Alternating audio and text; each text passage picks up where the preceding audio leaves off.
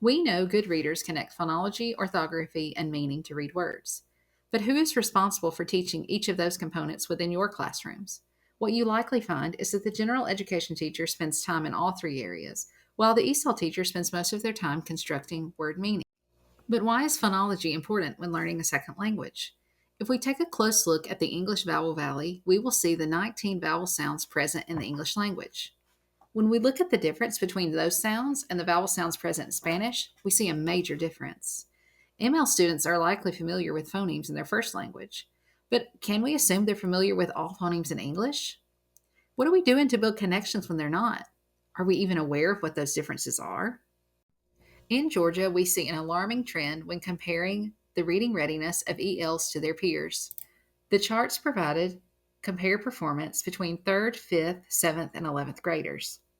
The top row of each chart represents EL performance and proficiency, while the bottom row represents the performance and proficiency of non EL peers. Over time, we see a higher percentage of ELs that are not proficient in reading. The reading rope for multilingual learners exemplifies how oral language development supports literacy over time. At the top, language comprehension is broken into 5 branches: background knowledge, vocabulary, language structures, verbal reasoning, and literacy knowledge. Below, word recognition includes phonological awareness, the alphabetic principle, and sight recognition, which become increasingly automatic. Oral language development runs through both comprehension and word recognition, leading to skilled reading. However, WIDA standards focus mainly on the upper section, language comprehension, without addressing word recognition.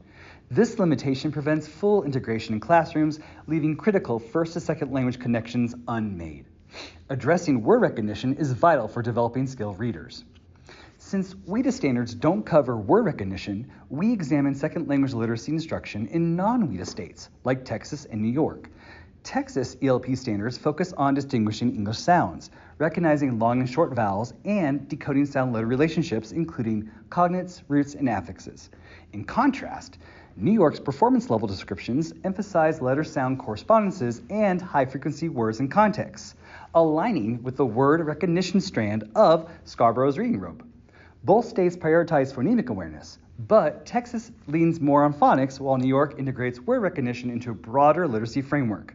Together, they offer complementary approaches to helping multilingual learners build reading skills. If you acknowledge that the vast body of research that fuels the science of reading movement calls for explicit instruction in word recognition skills and includes multilingual learners, then we trust you see this problem too. MLs who enter the U.S. in kindergarten will have access to instruction in foundational literacy in English, but any ML who enrolls in 3rd grade or later will never encounter learning the standards of foundational literacy again. You can imagine the difficulty for those with life experiences. With WIDA's refusal to acknowledge in ELD standards that foundational literacy should even be taught in ESOL, and Georgia's data reporting over 80% of our 11th grade ELs across the state are not literate, the time to act is now. Floyd County Schools has worked diligently over the last year to align our ESOL program with structured literacy.